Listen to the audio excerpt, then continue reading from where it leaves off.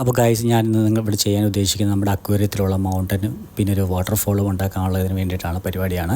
അപ്പം അതിന് വേണ്ട കാര്യങ്ങളൊക്കെയാണ് ഇന്ന് ഞാൻ കാണിക്കുന്നത്. അപ്പം നിങ്ങൾക്കും വളരെ ഈസി ആയിട്ട് ചെയ്യാൻ പറ്റുന്ന ഒരു ഐറ്റമാണിത്. അപ്പം നിങ്ങളെല്ലാവരും ചെറിയൊരു അക്വേറിയമൊക്കെ ഉണ്ടെങ്കിൽ നിങ്ങൾക്ക് ചെറിയ റോക്കുകളും കാര്യങ്ങളൊക്കെ ഉപയോഗിച്ച് നിങ്ങൾക്ക് ഈസി ആയിട്ട് ചെയ്യാൻ പറ്റുന്നതാണ്.